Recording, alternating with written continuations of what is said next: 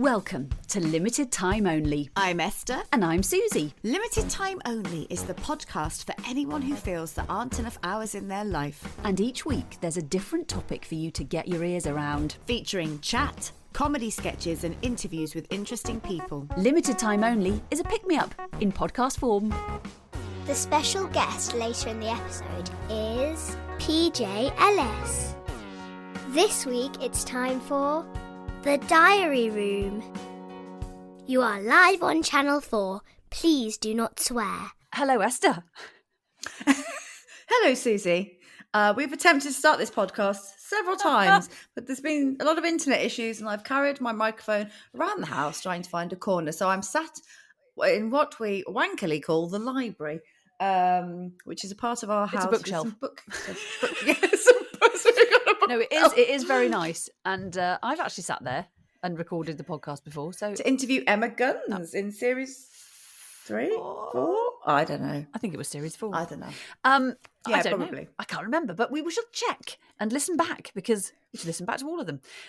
But it's all fine now, and we're going to crack on with our chat, which this week is all about diaries, largely because Samuel Pepys.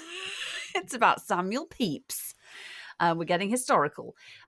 It's about diaries, partly because I wanted to read through all my old diaries and embarrass myself. And secondly, because we've got, later in the episode, we will be chatting to PJ Ellis, who was in series 3 of the Big Brother house back in the day. So Can you see my nipples? I could if you took them out, but luckily you haven't. And if you do, tell me, I'll turn my camera off.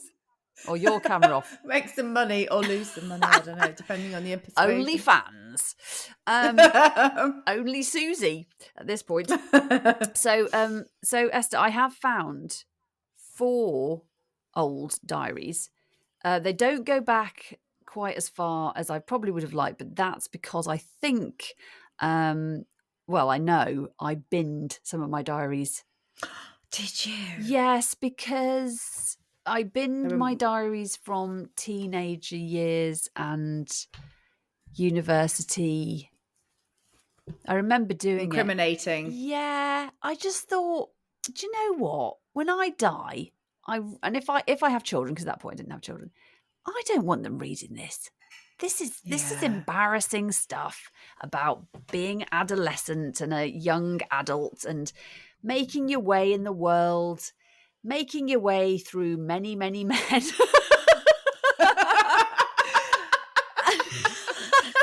not present mummy in that way. So I'd rather they didn't know. And also I thought, I've moved on from that. I wish I could. I wonder if somewhere they do exist still, because I kept diaries obviously through the period that we had first met and workshop, the drama workshop that we were in, and that sort of, I suppose it would be quite interesting to read a sort of adolescent psyche, but largely it was complete, like, just infatuation with various people and quite. Nothing, but as we did a brief about politics. There's nothing about politics there. It's all who I fancy. Yeah. How much work I'm doing. End of. Full stop. Yeah. I found some of mine last, and they were from around 15, 16, and they were horoscope ones, all Taurus ones, and you get to write a line a day, and all of mine are basically boy obsessions. I seem to flip from one boyfriend to another boyfriend, and then I'd be breaking up with so and so, and I'd be devastated, and then the next week I'd be with another boy. I was talking to my friend Hayley. I know. I was a bit of a player at that age, I think. And my son's sitting around the class, so he's probably hating this. But I was talking to my friend Hayley about it, and I have cleared her with her that I'm right to say this. But she said about a boy in the year above she found in a diary who she was obsessed with. She had written about him, "I want to know what he looks like when he cries." Oh so my! That is so funny. That is sort of worrying, isn't it? No, it was so, when she told me in context, there were a few other lines she said, and she was like, I just want to know what he looks like when he cries. And I just thought, that's so funny. And that sort of anguish, that teen anguish, just want to consume them. And it was so, it made me laugh so hard when she said that. So funny. And the awkwardness of it all. Okay, there's choices here. I thought I'd like read a couple of lines from one or two. Yes. So oh God, I've please actually do. got this handwritten. Well, they're all handwritten because I didn't type them up. This is the COVID-19 diaries.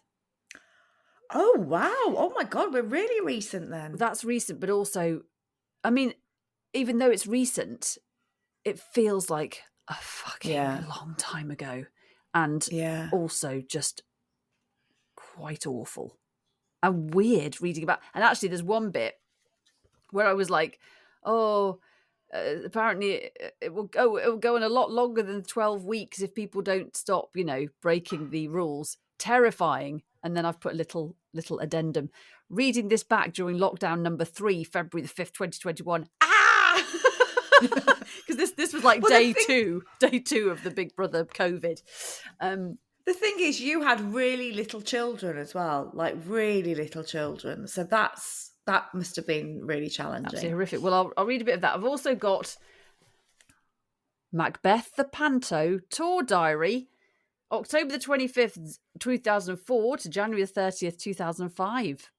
Wow, that's so ace. I did actually do quite a good job at keeping the whole thing. And I've also got a little bit from when we went to Brooklyn in 2016 and a little bit from when I was in the radio drama company. Wow. Which was 2011. I mean, I should have done a much better job at keeping a diary there, because the people I met were unbelievable. But sadly, it's not. This looks like it's massive. It's all empty. Okay. Yeah. It's funny though, isn't it, when you revisit diaries as well, to see those versions of yourself, because we all change so much, don't we? And then you look back, and I look back at some of the ones when I was a teenager and think, oh my God, I just don't recognize her. And even from a few months ago, I haven't done them for ages, but I was doing morning pages like they talk about in The Artist's Way. And I found that really life-changing. But my life's changed a bit this year, very positively. And then I was looking back at them thinking, oh my God, I was stuck in that cycle for years of the same loop of thoughts. And now I don't even have those thoughts anymore. And I thought that's really great. interesting when you almost revisit that, oh, she's not, that part of me's gone now. I'm in a new chapter, which is lovely. I'm very interested that you do. Do you still do morning pages? I haven't for a while. I do want to start again because I find it really invaluable. Because when you've spoken about it, I mean, I have this very clear image of you kind of waking up, going to your desk, kind of, and just like steam coming off the pen. With this with a quill, and then like writing all this reams, like Elizabeth Bennet, absolutely reams and reams of stuff coming out of you. Whereas I find it so hard to do that, because as I'm writing, I'm thinking, God, this is boring, and I can't. And also, I'm not quite sure I find it very difficult not to write.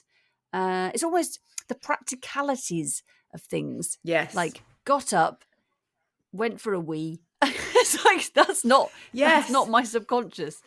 That's just exactly. Functions.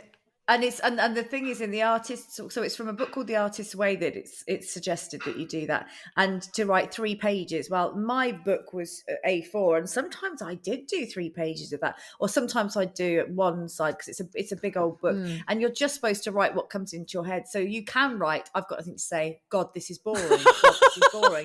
And you can just write that. And she's what's inside Susie's brain? And as you write it and you get further through it, you're supposed to get through the crap to get to the good stuff. So what happens for me as I start getting into it is I'll have a thought, and it might be really quite a self-critical thought and quite cruel. And then there'll be another part of me, like another part of my brain kicks in and goes, well, come on now, Esther, that's not right. That's not the solution to that. And then I find one part of my brain is saying to me, and the other part of the brain's answering it.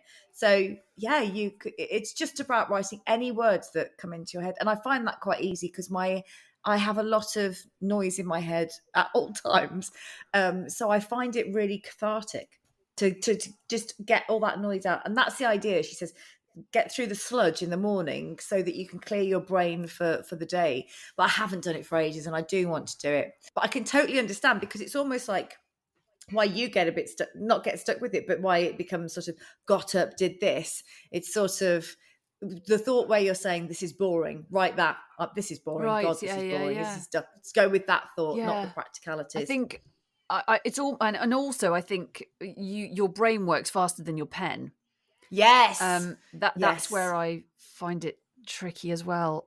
I should try it again. I would like to. I've probably done it like a 2-day streak of it a while back, but I haven't for a while. And even with diaries, they're so because they're so self-reflective, and the very nature of them. There's something, I don't know whether I get a bit stuck in just being like, this is of no interest at all.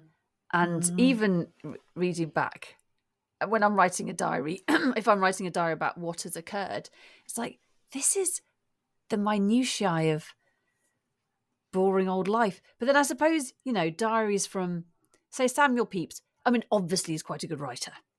But some of that diary is just the minutiae, I never know how to say it, of existence at that time. And I suppose to people in 200, 300 years, they might find my diaries very interesting.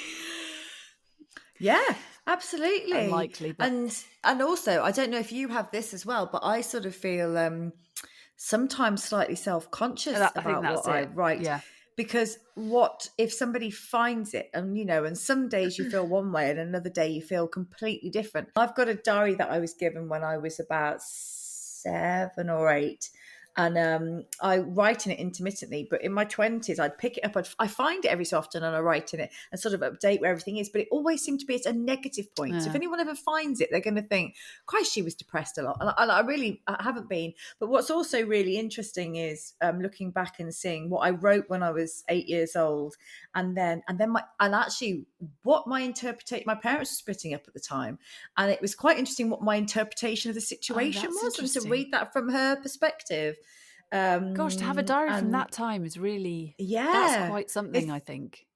And sort of a little drawing of Father Christmas, and I've got 27 cousins, 4 cousins and 27 second cousins, 1 from my dad's side, 26 from my mum's, that's the Irish, and just all these sort of things, but also a little bit of insight into how I was processing stuff. And I'd actually written about my mum dying, and it's interesting how I phrase it. Gosh. and it's really interesting. But if you read, I haven't written it for years, but I did find it and thought, God, it's always a little bit, I always seem to find it as a sort of bleak point, update it, and it feels really negative. I suppose that's when you are most self-reflective. I mean, if things are good, you're just going along, you're just going with the flow in a way, aren't you? But if things are difficult and bad, that's when you're more in your head. Yes, that's true. And it's whether it is actually cathartic in some way to get it out and get it down on a page. Maybe to read it back the next day and go, well, actually, I felt like that yesterday. I don't feel like that now. This is proof that every cloud passes. And I think the incidences of actually recording things of really difficult times in your life, I mean, those are really particularly traumatic experiences, incredibly traumatic experiences. And to be able to look back and see how you process them as a young child, that's amazing, actually. It's really interesting. It doesn't go into great depth, but it's the way that I'm phrasing it, and I can see how young I was, and I thought at 11, nearly 12, I was quite grown up, and I see my friends' kids now, and your daughter's a similar sort of age, and I'm sort of astounded by it, and it's just the way I phrased it. I sort of talk about it, and I had 27 stitches in my face, and blah blah blah, and then I say. something about being sad, and then I say, well, you would be too if you, and it's sort of like this quite childlike voice comes out, well, you would be too if you thought this was going to happen, but actually what happened is your mum died. And I can sort of hear my friends' children's voices come out, and I think, oh, this is a really little child. Yes, You know, and she's still tiny. she's talking to the diary rather than Yes. Yeah, it's like a conversation. But I don't know if you're the same, but I am. My husband is brilliant. He can he doesn't speak until he's formed his thought, and then he articulates it, and it's very concise and it's bang on. I don't know what I think until I've spoken. Well, that's why we have a podcast, Esther, because we're forming I our have to opinions speak as it we out. speak. Yeah. I have to speak it out or write it down because there are so many sort of thoughts and noises and that I have to speak it to sort of go, oh, okay, I get it now. I can't quite make sense of it all in my head.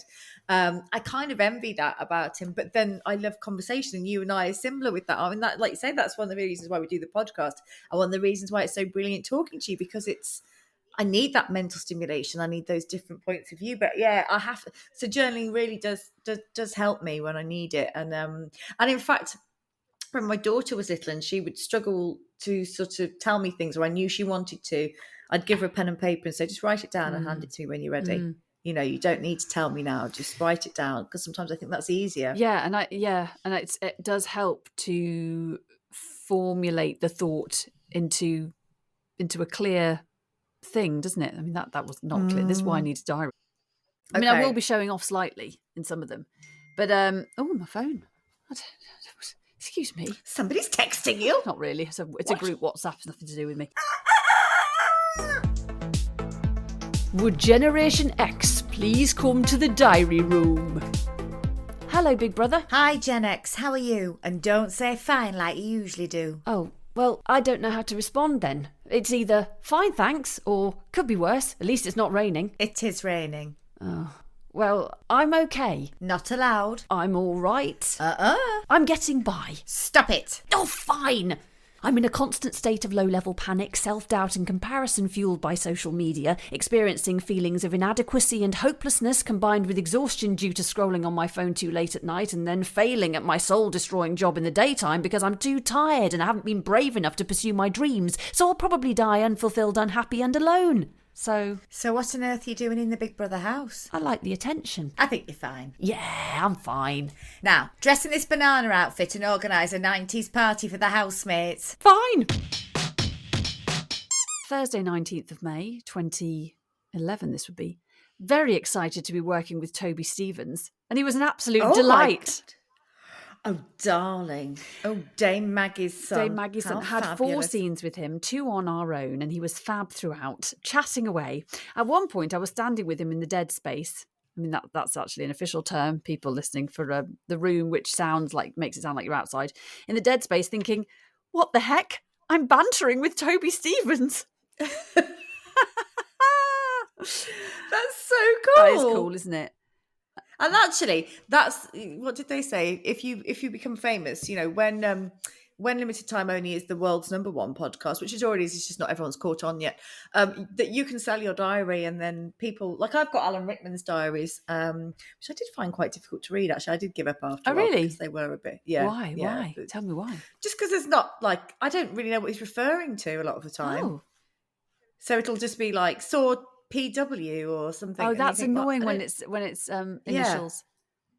Yeah, or yeah. I don't know. Like a lot of it, it's not written in the way you've just written it. A lot of it is sort of more appointments or things like that. I'm like, oh, okay, yeah. Anyway, carry on. I'm just opening this. Well, this is not well. So I was like, I'm never quite sure why I get slightly intimidated by other actors.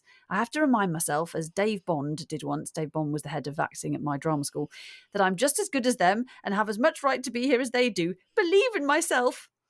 Oh, you're like, God, you know, that's 13 years ago. I'm still needing to write that down. Do you know, I think that's a common misconception, isn't it, that you think that you'll hit a certain age and you'll suddenly, I mean, you think, oh, that'll be sorted by now, but yeah, still same thoughts, loop at times. Still same bloody thoughts. Well, maybe I'll read a little bit. What's quite funny about the Macbeth one is it's it's a rehearsal diary initially. Yeah. So I do the Monday, October the 25th, 2004. Felt apprehensive yesterday and still do today, and talks about travelling up to stay with the company in their house and meeting people. Right, I'm going to get up now, 8:25 a.m. and face the day. I've been so excited about this and there's no way I'm not going to enjoy it. And then, so that was 25th of October. And the next entry is Thursday the 2nd of December. Well, you obviously really enjoyed it. I think I was too busy. Well, I got through it.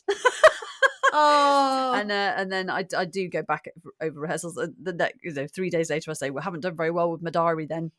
But then I do fill in stuff, and it's just a lovely recollection of some hilarious, shows and showing off lots of reviews and things. And it was such a fun job that to have this and to be reminded of some of the stuff. I've even got Lady Macbeth's letter that Macbeth sends. Oh, wow. Which she has to read out. Macbeth sends it to her. They met me in the day of success, and I have learned by the perfectest report they have more in them than mortal knowledge.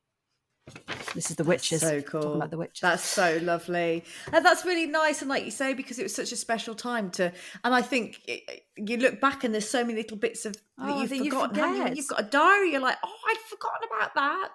Very, very funny things. And the last entry is it makes me cry, really. I can barely read it, but I was just so sad that it was finishing. And I sort of say, Macbeth the Panto was a wonderful experience from the deep lows of the rehearsal process. It's when you think you're shit. The brain-fuddling hard work of the teching and the self-doubt I experienced to the utter joy of making a room full of people laugh out loud. The total freedom of laughing on stage because it was sort of this pantomime-esque version of it. You could kind of laugh and stuff, which was great. The pride in playing my trombone. Oh, yes. The brilliance of watching 4 talented and lovely people performing alongside me, and the sheer fun and hilarity of nearly every day and often night. And then I just go on to thank everybody. I will never forget my first national tour. Oh, that's so lovely. Yeah, and actually that's why it is quite good to hold on to diaries, isn't it? To remember those moments and how much it affected you, and sometimes to keep you on course for the way you want to go. If you read something back and you go, it's you sort of remember that feeling, don't you? Yes, and and how far you've come as well, because it was a massive deal for me, and it still is that I did that. But yeah, and then I go, well, God, that's 20 years ago. Oh my God. Yeah, I know. And I have, we have travelled a distance, and we have got better, and that was at the start of my journey, almost really as an actor, I think, as a professional actor. Really, I love the fact I kept that. It's so great. I've not done it with any of the other jobs that I've ever done, really, apart from that little bits of the radio drama company. Anyway, enough about me. It's gorgeous. I'm really, it's so lovely to hear, and I think it sort of keeps you on track. But I mean, I need to send Stacey Solomon round to sort my list out, because it's an absolute. There's so much stuff up there. It's obscene. But I know when my grandmother died, she had said to me, "I've got diaries. Just get rid of them. Just burn them. Don't look at them. Just burn them." But I didn't. I've got them, and I looked at them, and they're so nice. But a lot of hers are cinema today, or did this today, or bored today, and stuff like that, because obviously she had to give up work as soon as she got married. But there is a funny story with her, because she was she'd been on a date with this guy, or a couple of dates with this guy, and then he was killed in the war. So she went to the funeral to just go and show her face, but everybody thought that she was his fiance, so she had to pretend for the whole time she was at the funeral that she'd been on a couple of dates. Him. Yeah, she'd been on 2 dates with him, wasn't that interested, but went out of and then had to pretend for the whole funeral that everybody. Good on her. Good on her indeed. Historical document as well, in a way, isn't it? Yeah, because she was born in 1921. So, and to think about, I'd love to know about my grandparents' lives and my parents' lives when they were little as well. That sort of, I was just thinking about historical document, and just this COVID diary. I'll just read Announcement from PM Boris Johnson this evening. The UK is now officially in lockdown. We have been ordered not to leave our houses apart from for essential work and to buy essential items. Exercise once a day, but only alone or with those we live with. Police are being given authority to enforce the rules and break up gatherings of more than 2 people. All non-essential shops will be closed. If we don't follow the rules, the NHS will be overwhelmed and we're all stuffed. The virus is terrifying. I've got a real sense of what it must have been like during the Second World War. Over the top, but it was a bit like that.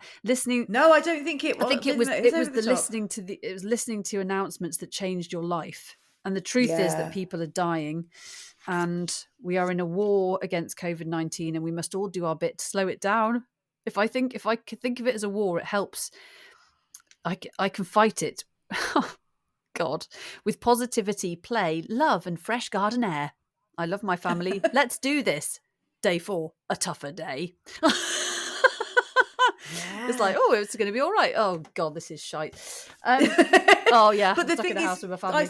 Christ, I saw the Boris Johnson thing again. Well, it must have been a few weeks ago because it was when they were actually talking about the fact it had been 5 years since the announcement came out. I felt really emotional actually. I remember seeing it again. It was so I don't know. It did feel like that sort of war times, didn't it? One other thing I'll say, we're just going back to the grandparents thing, is it's not a diary, but when my grandfather died, we cleared out his wallet. I've always wanted to write a story about this. Someone's probably going to think that is a good idea for a story. But in his wallet was a picture of a woman that wasn't my grandmother and from the war. And I mentioned it to my dad and my aunt, and they said, oh yeah, she was this American woman. And he'd been in love with her his whole life, and he still carried a photograph around.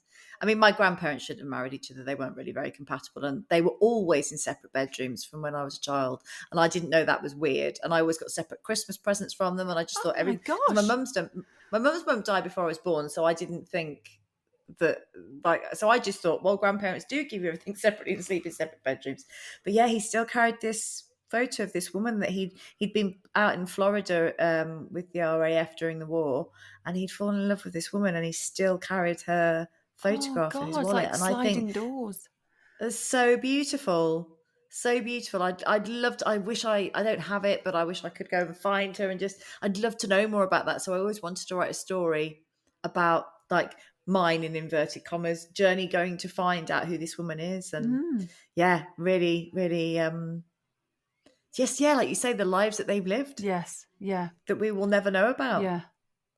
So don't throw your diaries away, Suze. No, I'll keep these ones because they're not embarrassing. Yeah. So yeah, we'll keep our diaries. And maybe I'll try, I don't know, maybe instead of journaling, I could just like talk into a microphone every day. And maybe that's what this podcast is. Day 55 in the limited time only journal podcast. Susie is losing her marbles. That happened a while ago, but we're only just saying it now. Come on, love, this way. Hello, Stace. You've been on your holidays, haven't you? Yeah. Hi, Anne. I've just come back from Cornwall. Yes, that's right. And you had a nice time. Fantastic time, thank you. Yeah, it was lovely. Lovely. Yes, that's right. New fella, isn't it? You've been away with. He's a new chap. Well, yeah, he is. We haven't been together that long, but you know, when you know, you know. Yes, that's right. And you stayed in a nice hotel, did you? Yeah, it was a lovely hotel. Yeah, it was really nice. Yeah. Tasty breakfast, comfy beds. Yeah. Oh, the beds were great for having loads of sex. Right. Yeah, that's right, yeah. Right. Yeah, lovely. Yeah, that's right, yeah. I'm just going to go and walk the dog. That's right. Nice to see you, Stace. That's right, yeah. Nice to see you. Hey, that's wicked, that is. I won't swear, but bloody hell. You are live on LTO. Please do not swear. Today's guest is PJ Ellis, broadcaster, businessman, philanthropist and passionate community champion. PJ first came to public attention on Big Brother Series 3, but his story didn't end there. Since then, he's carved out a career that blends business acumen with a deep commitment to making a difference. most notably through his work as co-founder of the charity LoveBrum, which shines a light on grassroots projects doing incredible work across Birmingham. Whether he's on the airwaves as a BBC WM presenter or behind the scenes, PJ is known for his honesty, humour and relentless drive to uplift the people and places he cares about. He's a proud Brummie, a dedicated family man, and someone who believes in the quiet power of showing up for others. In this conversation, we talk about community, legacy, embracing vulnerability, his recent experience of grief and loss and the impact that's had on him, and the importance of finding meaning in both the big and small moments of life. Welcome to the show, PJ Ellis. I've only met you a couple of times through mutual friends, but you are so warm and so friendly and so sort of enabling and encouraging. Have you always been like that? Well, that's very kind. Thank you. No, I haven't. If I'm completely honest. I mean, I've always wanted to be, and I've always tried to be, but I'm really an anxious person. Like really, really anxious. Yeah. Me and Susie were talking about it briefly in the Beeb a couple of weeks ago about this whole. People would look probably at all us three and think that we've got the confidence and the everything that anyone would want when it comes to meeting people and being approachable and affable and all that.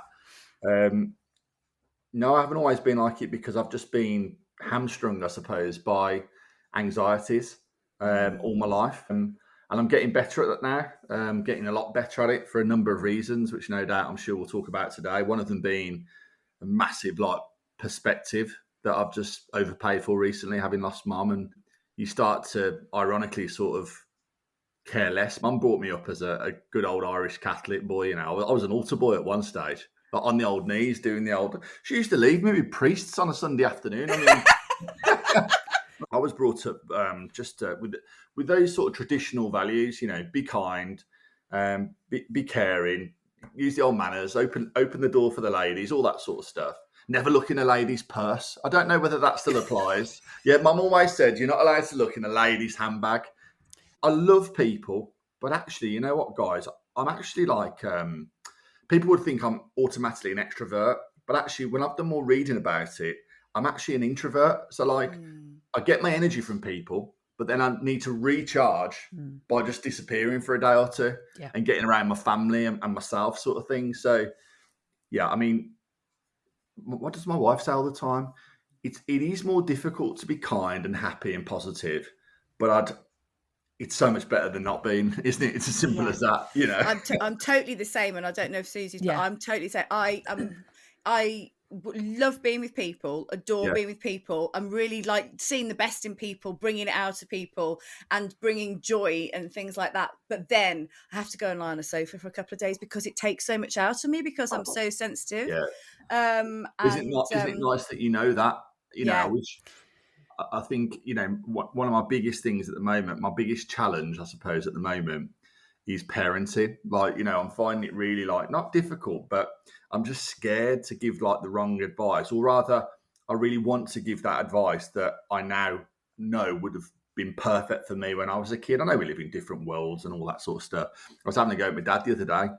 His advice at the time when I went into law was very much like, son, use this, not these, you know, be like a thought leader rather than a bricklayer. I wish I was a bricklayer now. They're making loads of money. I can't do anything around the house. I know. I can't even fix the plug. Yeah. So the challenge at the moment is I see a lot of me in my son. He's found a safe space in your space now, acting and theatre, and and I'm so proud of him. And I'm just conscious that I know that if I could flick that switch. So I'm seeing the 14-year-old PJ now that's been hamstrung and crippled by these sort of weird and wonderful things, overthinking, body dysmorphia, whatever it might be. If I could just get that right with Blake and other kids and flick that switch, I know they'd have such a not nicer, but less troubled next 30 years. Yeah. Not saying I'm a troubled person, but I suspect we're very similar people in that. Well, I bet most people, they have those anxieties that sometimes when you get perspective or you get that little light bulb moment, actually those anxieties could be easily pushed aside. Yeah. You know, and once you've got the tools, you want to give them back, don't you? That's the thing, because you, like you say, you have we had different messages from our parents that were well-intentioned, and now we're doing the well-intentioned messaging. And I know Susie's as well, like a massive overthinker, and I get myself into trouble with that sometimes. But I see my kids saying things and I'm like, no, that doesn't matter. Don't worry about that. Or think about it like this. And instead of thinking what's the worst that can happen, think what's the best that can happen. It's so Stop tripping yourself up. It's hard, isn't it? I mean, I've actually been having a conversation the last couple of days with my daughter who's 10, and I'm trying to get her to stop saying sorry. Yeah. She apologizes all the time. Sometimes sometimes it's not an apology. It is a sorry, But I said, please stop apologizing, because I don't want you to go through your life feeling you have to apologize for everything you do, especially as a girl and a woman, I think. But I trying to get that. It's so hard for her to understand. But I think if I can tell her now, she might remember. I think that's born out of, I see people like that, and I always think that I'm not just saying this, are more likely than not to have been brought up around a very stable family environment, people that have taught you to put others first sometimes, to be caring, to be kind, all the traditional values. And I think sometimes that articulates itself as someone who isn't necessarily super confident and brash and streetwise, and instead they're almost apologetic for doing the things that I can't really explain what I'm trying to say. Apologising for existing sometimes, almost, I think. Yeah. And I do think that is part of, well, I think it is. It's well-mannered, and it's thinking about other people. But in a way, sometimes we do have to tell our kids to think about themselves. And selfish, put your own mask. It's that put your own. I always say gas mask, but we're not in the Second World War. No, don't gas mask yourself. No, gas mask. They used to scare the life out of me, man. Any sort of, like, if I was ever going to do a film and I needed like some scary sort of like baddie, I'd always put them in a gas mask, man. It's so scary. Yeah. Have you ever watched Dead Man? No, I haven't. It's on my to-do list. Wicked, proper independent. I think it's a Shawn Meadows gig. I think. I'll write it down. Paddy Considine, brilliant Shane actor. Meadows, yeah. Yeah, he wears a gas mask, man. It's one of the scariest scenes, man. It's wicked. Definitely watch that. Oh, I'm glad I said it.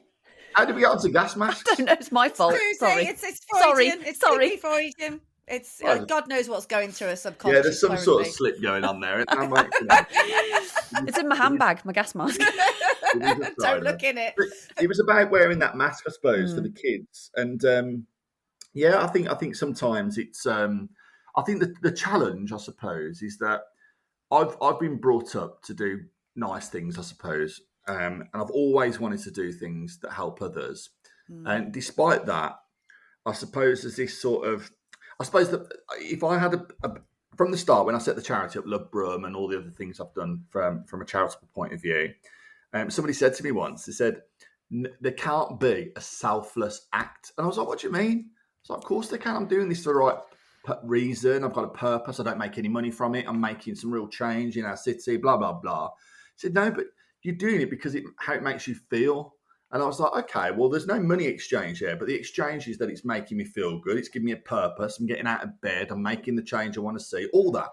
So I think if you better understand that, you can begin to start being a bit more selfish and therefore less apologetic, maybe. Yeah. And do you think also, because I was going to ask you, because PJ, I was like, well, are you Irish Catholic? Because my mum's mum was Irish Catholic, and when I had therapy once, the therapist had got Irish Catholic in her, and she was like, I think you've got a lot of guilt, and I think that might have been passed down. Yeah, man. And so can I ask what the PJ stands for? Yeah, it's Peter James. James. So I've got an uncle PJ, Patrick Joseph. Yeah, it is. It's not intentionally. I am Irish, like Roman Catholic, like my grandparents. I never met any of my grandparents, unfortunately, but my dad's side especially were Irish. We think somewhere down the line, God bless her, Mum had some sort of Italian because she was quite dark-skinned, lovely looking. No offence to my dad. But I look like my dad. I've got too much skin for my face. I've always looked more than mine. You haven't at all, but do you feel like a Sharpay? Because you haven't at all. You haven't got too much skin for your face in the slightest. You look at my brother and my sister. My brother's 6'2", model. My sister's the most amazing looking woman you'd ever see, like apart from my wife, obviously, and my mum, and you, lovely lady. Thank you. But yeah, so but I used to say, we used to.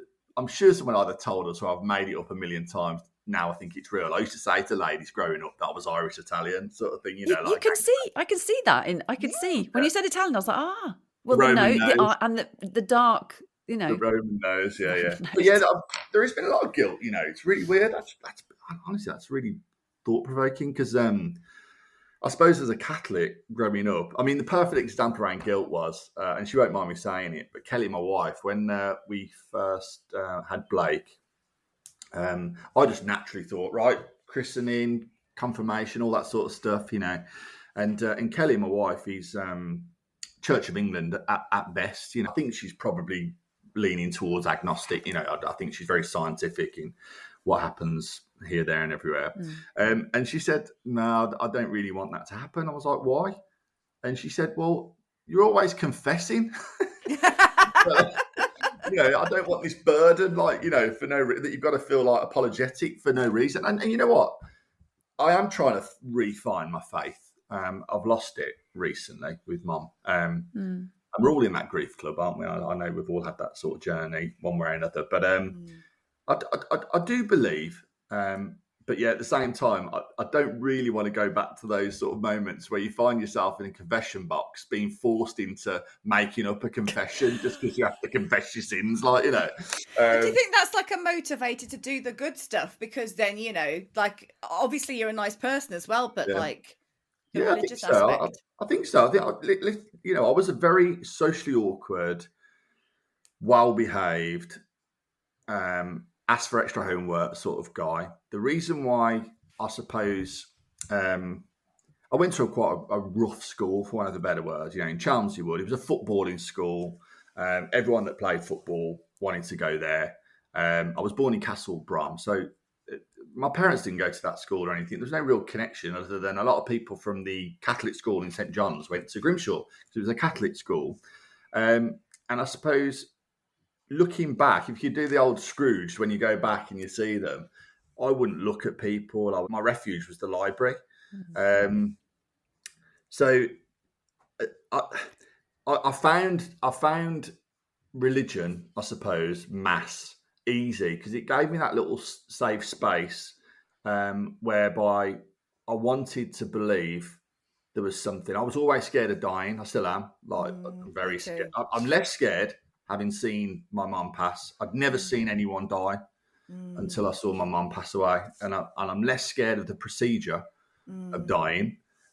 I'm still a little bit unsure about what happens after, and I'm hopeful for a million reasons that there is some sort of energy that exists. There's got to be. I hope. Yeah. And you know what? Yeah. Why not believe that? None of us, no one knows. So let's believe the good stuff. And that's what religion gave me, that whole sort of solace in a safe space, the quiet, and that sort of someone telling me what things look like. And actually, you know, whether it be the 7 stages of the cross or whatever it might be, I sort of enjoyed that sort of storytelling around it. And it gave me something to believe. So, yeah, I mean, religion was good in that way for me. So I am trying to find my faith again. I just don't know what that looks like at the moment. Yeah, and I think Esther and I are probably the same in that way, in that spiritual journey, and we're all told not to believe so many things, aren't we? But nobody, as like you say, nobody knows. Why not explore? Yeah. Explore the options.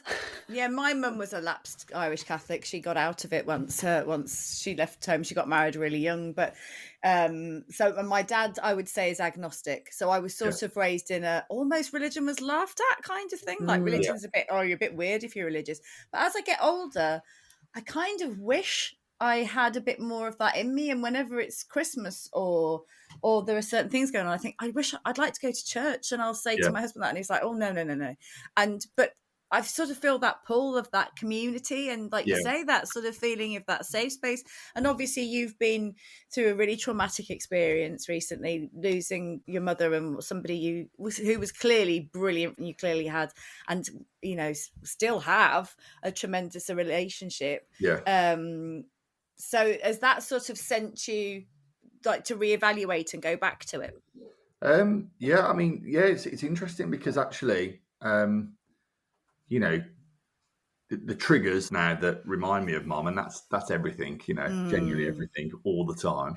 I was cutting some cucumber the other day and I found myself on my knees just crying. I was like, what's going on? And I remember her teaching me how to make a salad, like, it's mad. But church, the smell, just the smell of the church, it just reminds me of mum. Like, mum would have been there. Like, I wouldn't go on it wasn't like a Hovis advert. I'd jump on a bike and go to church on my own. My mum would be there. Like, my mum was the opposite to Esther's dad. So she came from Church of England, well, less agnostic, but to Roman Catholic. She converted and found Jesus and all that. And it's actually, I haven't been able to brave being around mums as often as I'd like. And I feel sorry for, Dad's struggling at the moment, but Dad finds his way to ours and to my sisters and my brothers. But once I did go into mums, both on the day that we said goodbye and recently, I went into a bedroom. It was a challenging experience, but I didn't realise how holy she was. There was little gifts where I always would get her something like a Mary sort of thing, or she had like this Jesus statue where Dad went to Jordan on business for 6 weeks, and he brought back like some holy water from the River Jordan and this beautiful sculpture of Jesus carved out of some sort of wood.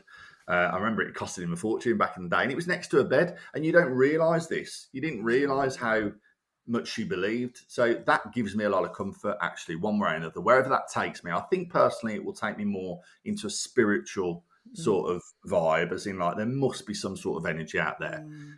Just something to give me that little bit of hope, really. Yeah. This limited time, excuse the pun. Absolutely. No, well, that's what the podcast's about, Yeah, is something that we do experience. And, we've got to understand or quickly try and understand what that limited time, what we're going to do in that. But then hopefully there is something else that we can explore one day. What that is, I think it's just up to believe whatever that looks like and just get on with your time, Yeah. So, but yeah, it's been an experience that's been both a blessing. I say that because nowhere near is me actually losing one of my favourite people in the world a blessing. She was the first person to understand me. I'm a complex character, or certainly was growing up, complex with a lowercase c. I wasn't like just like most kids, I suppose, finding their way. But a blessing in that it's given me this sort of understanding and perspective that I genuinely would like to lean into as much as I can. Yeah. I heard Jerry Halliwell, and I know we've talked about this once. I lost my mum a couple of weeks before my 12th birthday. We were in a car accident together. And the thing that has given me is what Jerry Halliwell called a death energy. So through life, I'm like, right, let's grab it all. Let's grab it as we can. Let's tell the people we love them. Let's hug people. Let's be there for each other. Let's be really present. We haven't got time to hang around. We haven't got time to wait. And let's put as much goodness into the world and as much joy and have as much bloody fun as we can, because it's sort of that rug being pulled. It really, and I lost a few people in quick succession in my childhood, and I found my grandmother dead when I was 16, and she sort of took over from that maternal role. So there was a lot of it. So I was like, well, fucking hell, we've got like, what are we all doing? Like, why are we getting worried about this stuff? Like, come here, let me hug you. Oh, I love you. It sort of gives you that, what am I doing kind of thing. Yeah, I think you can read all those, read the articles, you can read the books that tell you to give people their flowers, now and all that sort of stuff. And you turn the page and you move on with your life until you get those sort of that death energy that a Spice Girl is now giving me advice. I mean, what's going on? A Spice Girl indirectly. Jerry Halliwell. I think, I think this limited time thing, what a great podcast, by the way, ladies. I love this because it's, I didn't even think, I've done no prep, but I mean, I'm talking about things that I never thought, I'd be talking about on a Friday morning, which is amazing. But I think the limited time thing for me now is so more clear in that growing up and still now, I think I'll do this in this section of my life, then I'll do that. And then when I'm about 86, I'll probably go to bed one night and I'll pass away in my sleep. I won't know I'm dying. I won't have any pain. And I'll go and see whatever is waiting for us. Yeah. Mum never knew. Mum would have never been able to write her script. Your mother would never been able to, and she certainly wouldn't have written it that way to pass away in a car with her daughter and all this. So you genuinely do not know when this limited time is up and how you're going to navigate to the next stage of whatever that looks like. So I think that energy piece is so important. Like it is easier said than done, and that phrase is probably bang on. To be fair, a technical term for. It's right, it's not always easy to have that energy. It's not always easy to go and do the things you want to do. But actually, that's the gift of it, isn't it? That's the sort of, it's the most horrendous thing, and you never get over the pain, but it lessens, and sometimes it rears its head when you're chopping a cucumber or whatever. Yeah. But it gives you that. The flip side of it is the gift it gives you is, right, come on, we haven't got time. I was thinking about talking. Well, a couple of things that come into my head while you were talking. One, the fact that you were anxious and sort of took yourself away as a child, and you'd sort of be in the library and on your own. But that nice place to be was in a church where there are lots of people, where you didn't necessarily have to be interacting with them all, but you're surrounded by people. And the idea of, telling people you love them and stuff. And that idea of, because Esther and I were talking about what's our sort of resolution for the year. And we sort of said, well, actually our word for the year would be community. And I think what I've got from you, whenever I say I met you, I say he is the type, he's a guy you just instantly connect with and you just want to talk to him. I literally I could have stood in the mailbox BBC the other day and talked to you for about 2 hours. But it's that connection between people, and I was thinking about the things that you do. You create communities and connections between people. I think that's such a special gift, and it seems to be a thread that runs through your adult life, certainly. I wondered if you could talk a little bit about that idea. Again, I don't want this to be all about Mum today, but it's so bizarre. Since one thing, I've got no regrets about my relationship with my mum. I spoke to her every day. I told her I loved her every day. I was a massive mummy's boy, completely not scared to admit that. And the only small regret was that actually, I wish I humanised her a little bit earlier in my journey. So it was like, you idolise your mum as a kid, you demonise them when you're 12 or 13. And then when they're a bit older, I was starting to humanise her. What's your favourite book? Where did you live? Where do you want to go on holiday? That sort of stuff. And actually, since she's gone, I've now realised that some of the times that we would get on each other's nerves was because we were very similar people. She would always feel like she hated silences. So she'd always breach the silence with just something random, like she'd just tell a joke or just, and she was a connector. You'd go to a party and all I would have to say was, this is Esther and Susie. And she would know more about you guys by the end of that party than I did, or any of you friends. She'd be asking those very personal questions very quickly and care about that. So it wouldn't just be, Susie, tell me more about when I met your mum at Alison's thing. Tell me more about what you do. And then in a week's time, I guarantee my mum would be on the phone. So you met Susie recently. How's the mum getting on? Oh, yes. She's unbelievable at sort of like bringing that. She's just, she was just amazing in that sense. And now I think that actually the community stuff, even though I was awkward, even now, like when I'm in a church, the worst part is when you have to like shake each other's hand, like peace be with you and all that. Oh yeah, like looking at them. I get that totally. Like, got to look behind. But yeah, community's just been.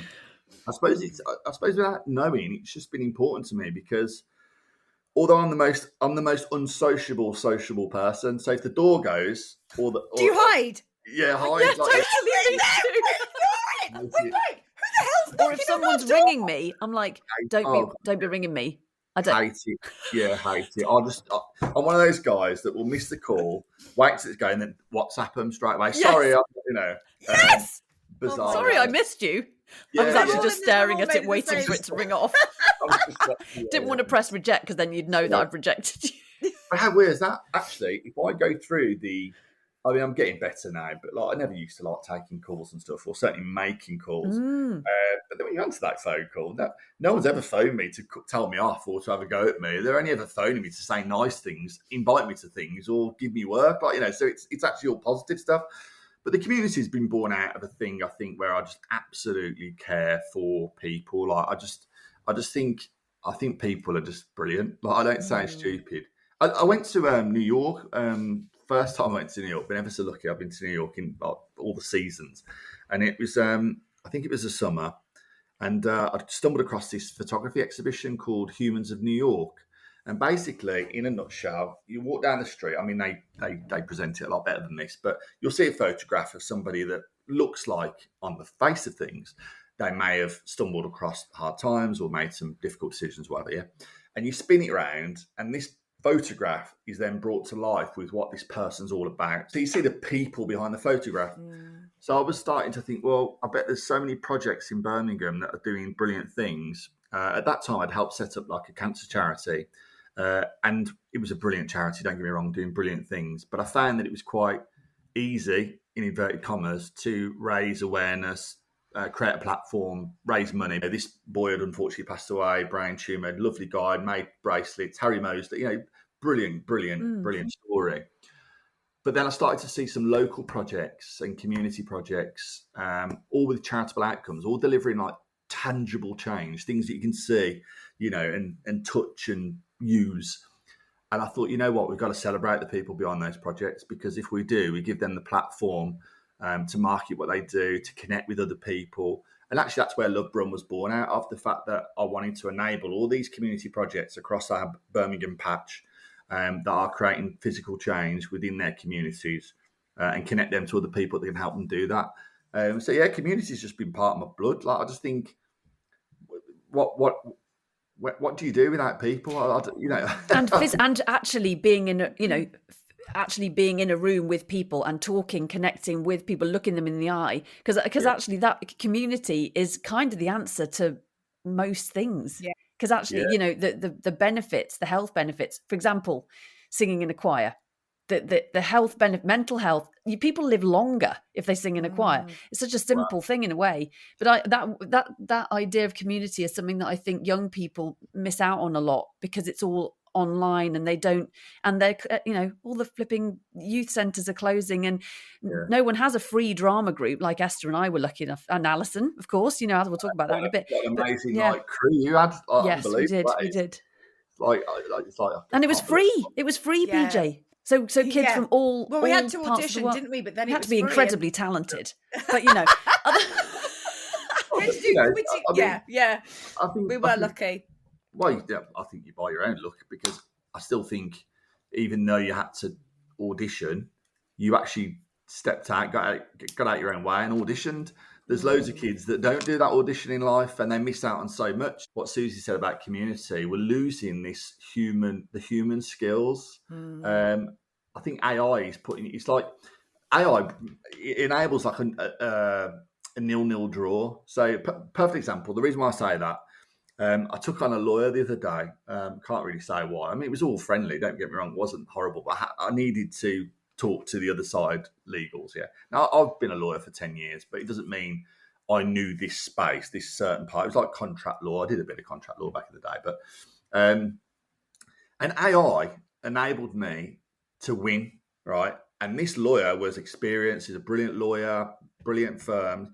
So it got me thinking, actually, you know what? AI is putting these kids now on a level playing field to a point. You know, it tells you how to code. It will tell you how to, I don't know, whatever it might be, fix a plug, whatever.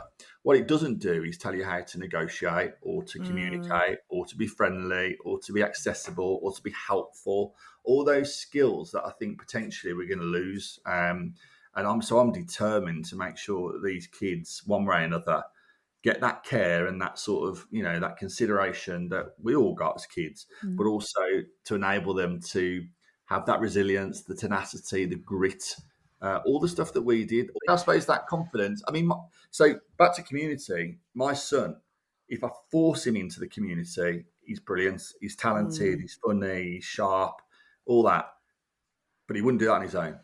He would not, and he will miss so many opportunities because he's hamstrung by confidence. He's got access to information that's telling him how to think, how to act, what he should be worried about. You know, he's 14 and he's like, we're all biased, aren't we? But he is a handsome kid. Like, he's got everything I would have killed for, or thought I would have killed for. The height, is in proportion. I'm not in proportion. I've got the legs of like a 5'2". Honestly, my dad is 6'1". My brother's 6'1". I'm 5'10", and my legs are 28 inside leg. So I should be 5'4". Your body just kept going. I've got the torso of a 6'2" bloke and the head of a 7-foot bloke. Like, he's got everything, but he's being dictated to by whatever they use that he should be worried about his hairline at 14 or his spots on his arm. Really? Like, My 16-year-old, he stopped this now, but for about a year, I'd go in and say goodnight to him, and he'd be like, "Don't touch my hair. I'm going to lose my hair." And I was like, "What are you talking about? What if I lose my hair?" And I was like, "Well, I can't guarantee that you won't lose your hair, but you're only this age, and worst case scenario, you can have a hair transplant. 100%. What are you worrying about it for?" Like, we didn't know this stuff at that age. They're so bombarded with information. They've got 100%. too much information, and then they're not, like you said, they're not connecting. They're not getting resilience and. It's so important. Yeah, I mean, I can only imagine what I would have been like with access that I loved the information, like its power and all that. But I think I was consciously looking for the right sort of information. I wasn't fed information that was anything from this is how you kill a human with a, I don't know. A friend of mine said the other day, his son was. He's got all the parental control set up, blah, blah, blah. But he was still fed a video of a man being trampled to death by an elephant. I mean, and this is what's dictating these kids' behaviours and responses. And it's making them anxious as anxiety, well. Yeah. I mean, Blake probably looks at me and sees that I'm bald, and probably that is the link. But equally, we lived in a world where you didn't have that worry. Although that said, I was an overthinker, and this is bizarre. I mean, I'm not ashamed to admit it, but I used to genuinely be worried about how much pain I'd be in when giving birth, even though I knew I didn't have a womb. That's so weird. Yes. Because you're thinking, because you're actually thinking about it and processing. Yeah. My brain, it just like. Yeah, you're very empathetic. PJ, if you're thinking about that. Possibly, yeah. Even though I knew I had no reproductive organs, so these kids have not only got those natural anxiety that comes with where you are in life or who you hang around with or watch, but they're just being fed like through algorithms. Like, I don't want to be that. You remember growing up and you'd listen to your mum and dad and the good old days, but. Yeah, I am fearful of this world they live in. It just must be so difficult to navigate. Totally. Me too. Can I ask, though, obviously you did Big Brother. Yeah. So, God, imagine if that was now, that would be horrendous. How did you find it? And actually, as an anxious overthinker who escaped the library, how the hell did you end up on Big Brother? I was wondering the same thing. Bizarre. Yeah, great question. You know what? I don't really... It's weird because I've never really I do speak about Big Brother, but nowhere near as much as people probably think. Because Alison will probably tell you as well. That's Hammond, Alison Hammond. Yeah, when you come out, your mates just sort of give you that respect and that wide berth, and they don't ask you, they just want to be normal with you. So, but yeah. So, long story cut short, I was at law school at the time, and I think I suppose I have to go back to university. So yes, so we joke about this, right? Me and my dad, I always thought I was going to be a footballer about 6 stone ago. Like most blokes, could have made it if I didn't have an injury and all that. My problem was I didn't grow. I was a goalkeeper. And I started growing that way, with kebabs and girls and stuff like that. But yeah, I was really awkward. And then we had to find a university because I had to go and do something else. So I was at a comprehensive school that was doing this Oxbridge sort of get comprehensive kids into Oxford.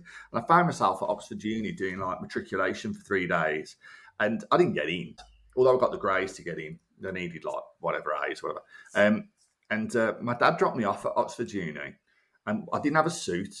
We weren't poor.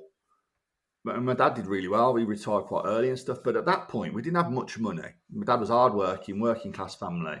But we didn't really know what university, because he hadn't been to uni. So we didn't know. We didn't have suits and everything. So anyway, I think that got him a little bit, because when we didn't get in, I'm sure he blamed himself that he hadn't prepped me properly. It wasn't his fault. So when I went to uni, I went to University of Birmingham, last minute application, study law and stuff like that. Again, just because someone said my careers advisor, look, you got straight A's, why don't you be a lawyer? And do you remember Ali McBeal? Yeah. Yes, That's it. that's that your was on. baby. Did you sing in the toilets? I thought it was going to be all about dancing babies, cocktails in the toilets, hot. Everyone was just sexy, weren't they? Yeah. So I thought I'll have that. So when he dropped me off to university, I remember him saying, "Son, you can be whoever you want." Now I take the piss out of him a little bit now when we've had a few beers, because I was like, "Are you trying to change me?" He said, no, not at all. I didn't want you to change. I just knew there was a person inside you that, you could, no one knows you, just be who you want to be, be yourself. And at that point, I suppose, I thought that was him saying, right, be someone different. And I became this sort of like, because I was still playing football and girls had started to, I was quite lucky, girls had sort of still had hair then. Yeah, I just thought I played Jack the Lad sort of thing. I was this brash, we're all right, girls, we're playing the sort of bit of bravado that's it's certainly a facade that got me through the door. I thought that's what, Saved by the Bell, all that. They're all like these jocks, and I thought that's what girls wanted to see, and lads wanted to be around. So I became this lad. Still with all of that, I still respected people and all that, but it was just playing a part. And then my best mate's mum, bless her, who we also lost a couple of weeks after my mum. So we're going through exactly the same. Best mates, yeah, it's mad. And then my other best mate, so three best mates, lost his mum 3 months later. So we were lost. Oh my God. Yeah, we've got this great group going on now, great WhatsApp group going on about death and stuff. Yeah, so his mum was a massive Big Brother fan and basically applied on my behalf. And it came, so the pack came to mums and dads. And I thought, yeah, why not? So I just did this video, which is still on Google, and you could search for it, man. I look like a dusty light bulb. I've got hair on the sides, but nothing up here, a bit weird. One shot, sent it off. Dusty light bulb. Yeah, Dusty light bulb, yeah. Like Dungeon Master, remember him? Yes. Dungeons and Dragons. So yeah, I just sent it off. And then what happened was, I was at law school, and weirdly, I had Wednesdays off. We didn't have lectures on Wednesday.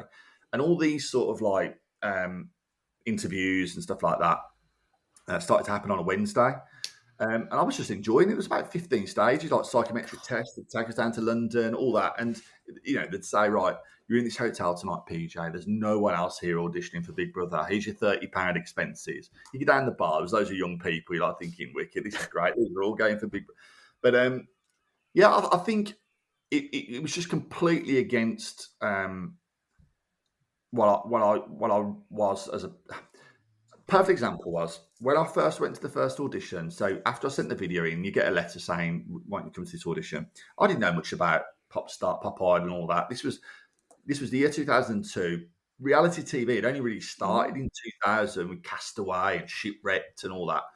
And I remember going to the Ibis Hotel in Britain. There was this queue. It was like, what the hell? It was Pop Idol, whatever, Britain's Got Talent.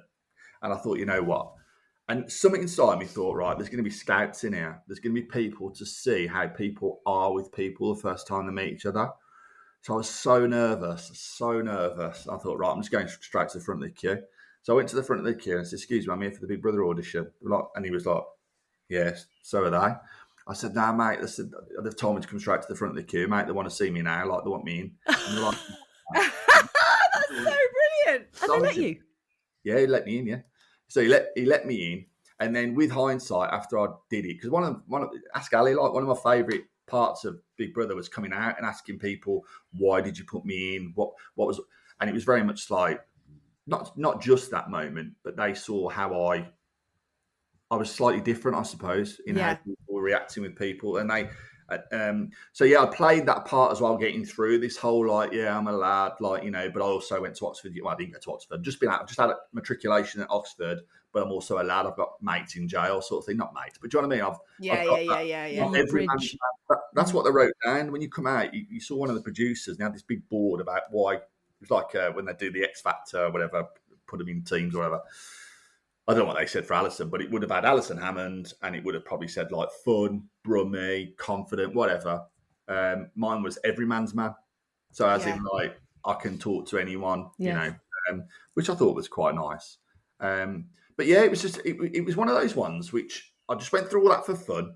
Never really sort of processed it in my mind until I got the letter and it said, right, you're down to the last 24. You're going to be a standby. You're going in the house. And I thought, oh, here we go. And I thought, nah, you know, whatever. Anyway, I was in the car with Dad. We dropped Tom back to the station. He was off to Sheffield Uni, my brother.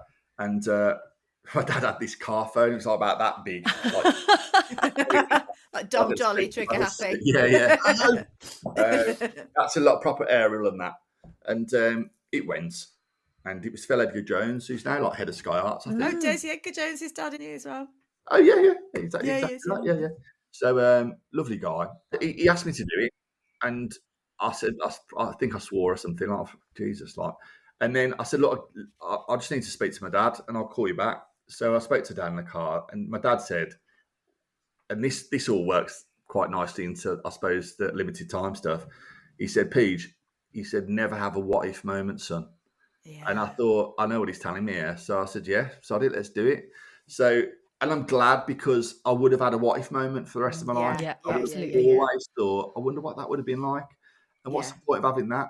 Don't get me wrong, would I do it now? I was asked to do it, you know, like Ali would all the time, go back in and all this sort of stuff. But I think it's a different world now, like the social media. I mean, when I'm on telly, if I wanted to find it, I'd find a lady from Newcastle that's never met me before that will, PJ's put weight on. If I went on telly, do you know what I mean? You always find someone that's got like a little dig at you. I mean, I don't know how Ali and people, well, I do know, but I know they've got to deal with it all day long, you know. I know Ali doesn't deal with it, like, you know, but as you know better than I would. But I remember your series vividly because my husband, we've been married 21 years this year, but we just moved in together. And we'd rented this house and we were lying on the sofa watching Big Brother, really excited because it was, you know, appointment television, wasn't it, at that point? And I remember saying, God, imagine if you knew somebody on this. And then Alison popped up with a pot of Vaseline, talking about spreading Vaseline on her lips. And I went, oh my God, that's my friend. I'm so surprised she got voted out. But your series was one of the absolute iconic ones. I always remember Kate Lawler winning and being, and Davina going, because she was hammered, wasn't she? And Davina going, do you want to come outside? And Kate going, no. Yeah. Just it was weird, you know, because I think it was definitely iconic. I think for a number of reasons, there were big characters in there. You know, Alison, Kate, Jade, Spencer, Alex, Adele, PJ. Yes. But I think a lot of things went on and all that. But I think it was getting to that time where it was just like, whoa, what is this? And give the producers their due. I meet people that go on Big Brother now, and it's like, oh yeah, they got hold of me on Instagram and whatever. I've got a million followers, or I'm ripped, or I'm mad, whatever. Then it was a real social experiment. They were really testing: would I fancy her? Would he like him? Would he get on with him? And if I'm honest, it was the biggest challenge because I was given this whole like, look at me, bravado.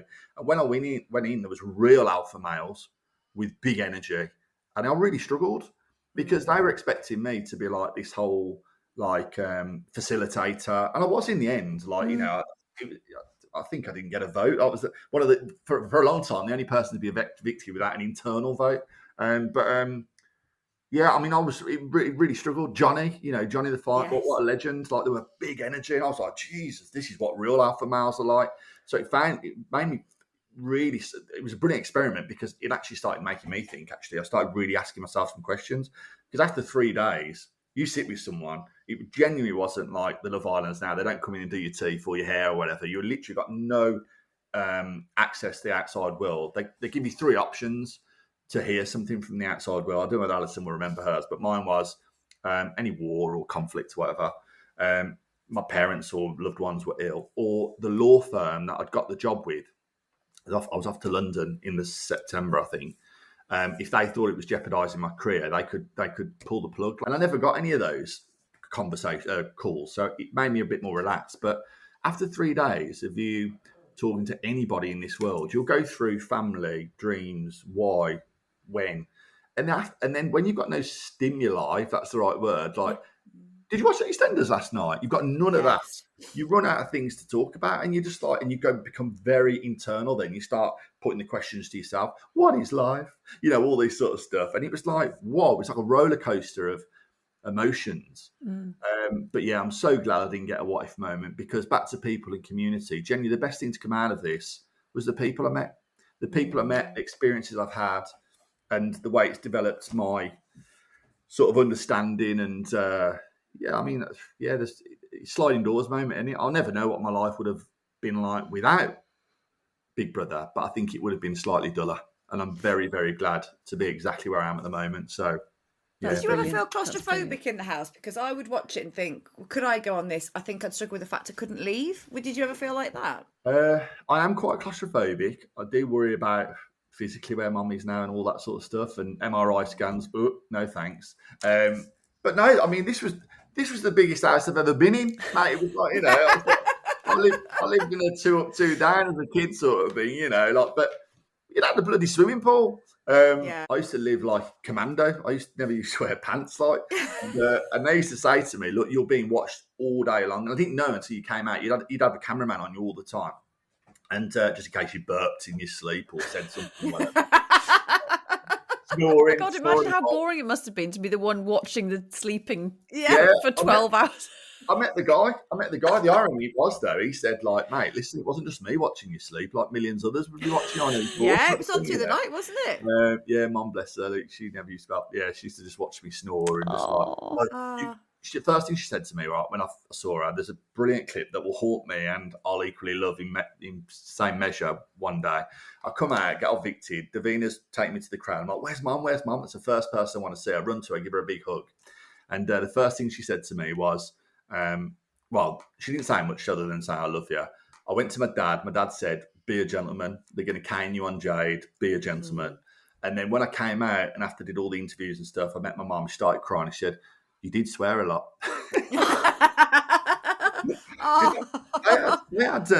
You ask anyone's parents, they had a completely different experience to me. I was in the house having good fun, doing tasks, whatever, meeting people, They had journalists on the bottom of the garden, trying to dig dirt on me, girls were selling stories. And one lady said I was a selfish lover. Fair play. Not saying sorry there. Probably was at 21, I don't know. But so they had a very different experience. And actually, I can talk about it now, but they had to go through, unbeknown. I was part of the News of the World sort of tapping thingy. Oh my God. Yeah, I can't say much about it, but I can say that at least.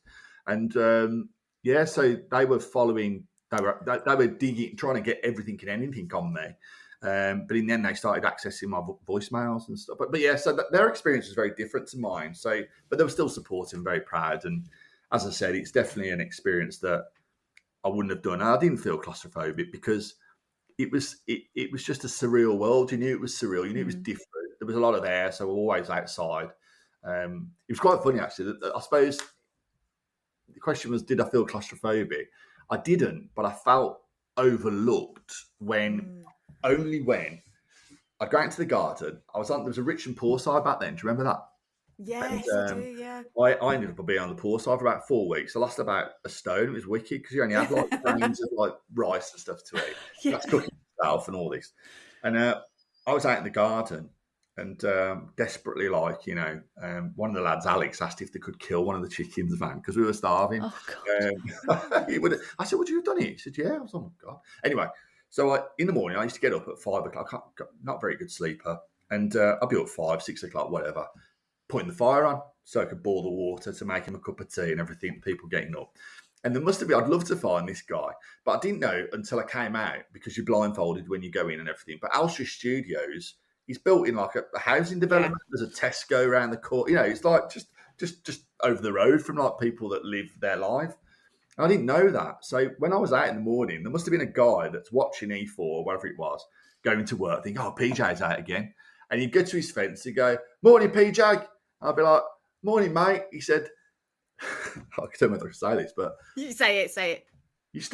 You basically call me the C word every morning for a laugh. Are you still a CUNT? And I'd be like, yeah, I am, mate. Good morning. And then people come into the diary room. But that was the only time I felt like That's so weird, isn't it? The Big Brother project, like old George Orwell. That's when I felt like, oh God, I'm in this what's that Jim Carrey movie? Truman Show. Truman Show. Truman Show. I felt like I was in a movie, like people were watching me. But yeah, it was surreal but beautiful. And it's led on to so much. I mean, now you're presenting WM, you've done LoveBrum, you've done so many like creative projects. Do you think that sort of sent you off on that trajectory? Weird, but I said to my son literally this morning. Again, I think we're all where we are supposed to be.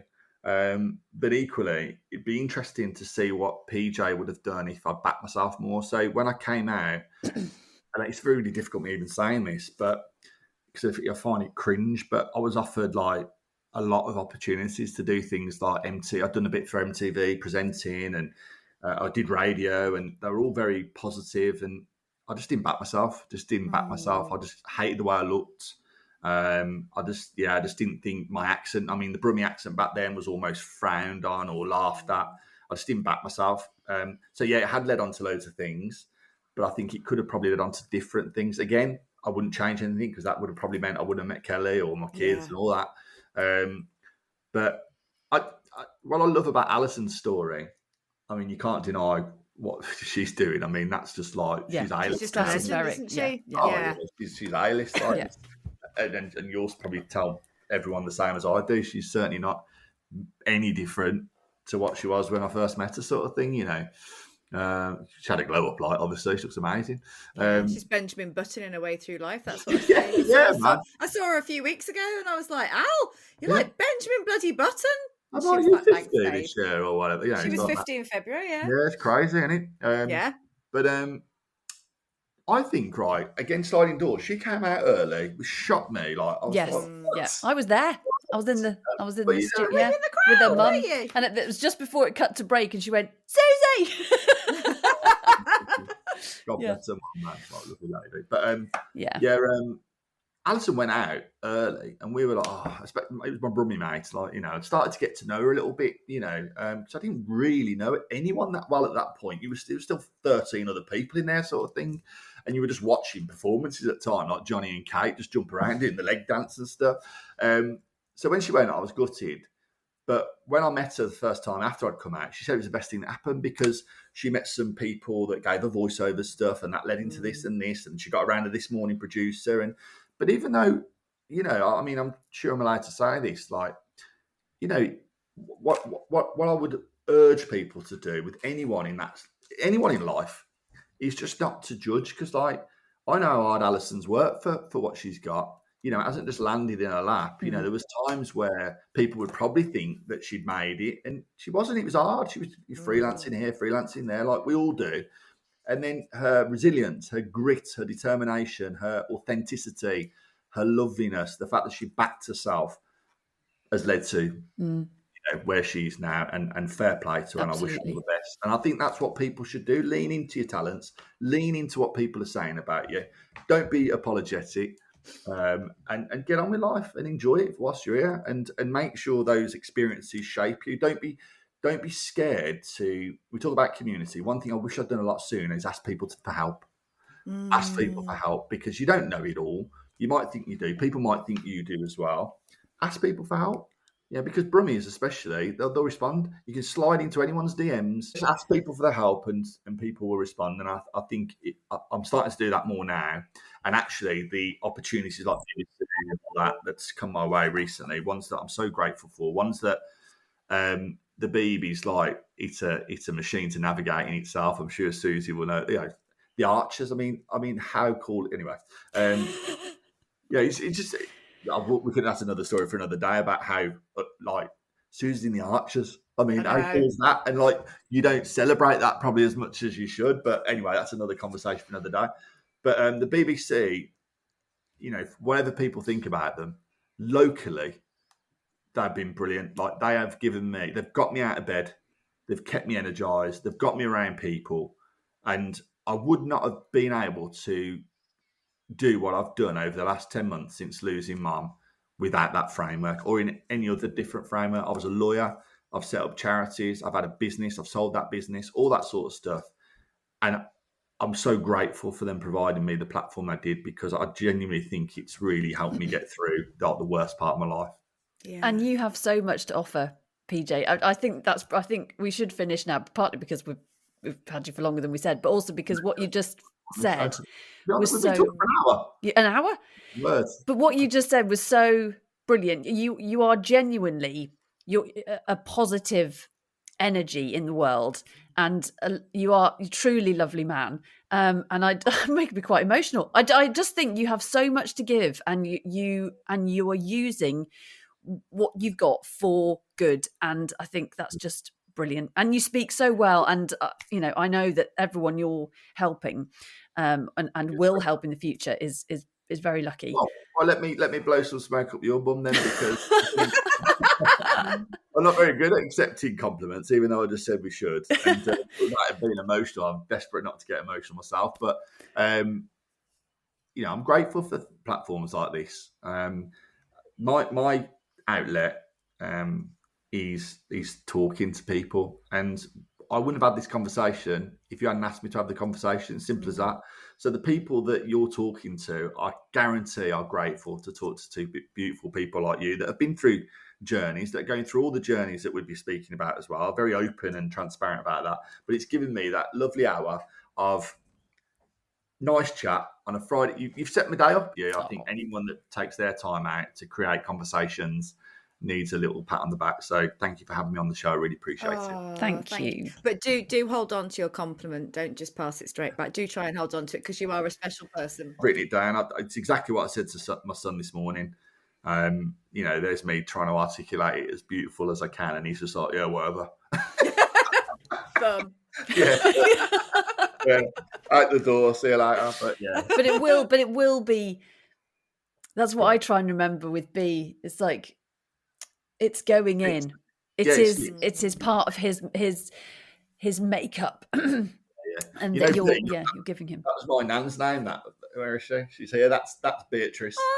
Oh, yeah, that's my name. Oh, that's such a great tattoo. That's amazing. Yeah, I've got my granddad here as well. Look, there's my granddad as well. Oh my gosh. God. That's such a talented artist. So he's Peter. I know we're going to finish, but just back to that Irish thing, PJ. I'll tell you why I'm called PJ. My dad's Pete. My granddad was Pete. We basically did a little bit of my auntie Bridget did it. We got back to something like 1840 or something, I don't know. And they're all Peter, so I'm Peter the 7th. So two things quickly before I go, and this is probably, we talk about guilt and hamstrings and burdens. I've placed this firmly on the shoulder of my son, because Blake is actually called Peter as well. I didn't want to break the chain. So when we went to register his name, I said to Kelly, my wife, said, well, I really would like him to be called Peter. I spoke to the school. They don't mind. They bring him up Blake. It's fine. So when we got to the registrar to register his office, register the name, Kelly was like, well, we can't just name after your dad. I said, no, I'm not naming after my dad. I said, look, this is tradition. She said, well, I'm going to have to have my dad in there as well, which is John. So Blake's name is Peter John Blake Ellis. PJ, so he's another PJ without knowing. And the original PJ came from my auntie Janet. So when my mum, God bless her, gave birth to me, I can only imagine it, very Lion King moment. She's in Marston Green Hospital, where Ozzy Osbourne was also born. It's flattened there. And she's holding me up, no doubt, to the medical professionals. And the doctors are there, glorying this birth of PJ. And she says, Peter James Ellis. And my auntie Janet from Tarcross says, oh, PJ. And it just stuck. There we go. And do you know what I love as well? Is that your son is PJBE. PJB. PJB. That is that's the affirmation I'll take from today. PJ. B. Yeah. B. Just B. You have been listening to Limited Time Only. Oh, Esther, that was just great. I have to say, aren't we the luckiest women ever? The people that we get to meet and the conversations that we get to have. And I adore that man. What a gorgeous, gorgeous heart, spirit, soul. Just a joy to be around. He genuinely genuinely cares about Yeah. other people and about making connections. And I'm so glad that I mentioned our word of the year. Yes. Because that kind of really, that felt like that conversation was about community, and that we were a small community having that conversation and sharing it with all of you lovely guys who are listening. Yeah. So thank you as well for listening and being part of this community. Yes. It feels like a really nice place to be. Yes, it really does. It really does, and it's growing, and I love that. And I'm having a lot of little Instagram chats with people, which is so nice to be part of your lives as well, and to sort of and to have those interactions. And PJ, just gorgeous, and so lovely that he shared how special his mum was to him as well, and obviously an incredibly special relationship, and yeah, just a lovely man. So thank you, PJ. I know you'll be listening. I know you'll listen to this. So we really do appreciate it. We might have just finished the interview gone, that was my bit, I'm out. No, I don't God, think so. that pair were right boring. Christ. Who even were they? Yeah. That's an hour of my life I'll never get back. Oh dear. Well, no, genuinely thank you. And and as I mentioned community, I might as well mention LTO Community. The newsletter Esther's doing. If you're listening to this rather than watching us, what do you call it? I'm like doing clicking generation game assistant style fingers. It feels a bit like energy creation as well. Yeah, that's what I'm doing. Yeah, positive LTO Community energy generation. Yes, that's my job title. I'm the generator. Snappy title. Literally. Yes, and you can sign up for that just below wherever you're watching or listening to this. There'll be a link. Sign up here. It probably says just click it, and all you have to do is put your email address in, and then you're part of the gang. You are. And also next week, what have we got? LTO Brief. It's like it's a full kind of universe, isn't it? LTO universe. It's like forget Marvel. Yeah. LTO. Yeah. LTO, we're going to be like Robert Downey Jr. and pop up as different characters as well in different films. That's it. Keep manifesting. I've always wanted to be Robert Downey Jr. You always wanted to be Robert Downey Jr.? A little bit. Did you? I think he's got a really interesting career. He's had an interesting life, hasn't he? And I think he's very talented. Oh, yeah.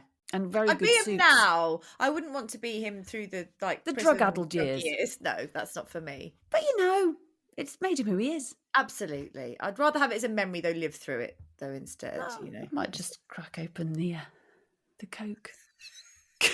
Well, we are artists, Suze. We are creatives. I mean, that's basically... Actually, I have got a can of Coke.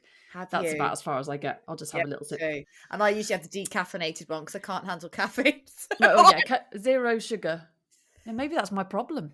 Well, Too much caffeine. I'm all right with the sugar. It's the caffeine that doesn't suit me. I would be a dreadful drug addict because I can't even handle caffeine. Just you remember that. I will. Everyone remember, kids. Just say no. Anyway, this is an outro. What are we doing? I don't know. We're talking too much. Bye. Ta-ra. Ta-ra a bit. See you next week.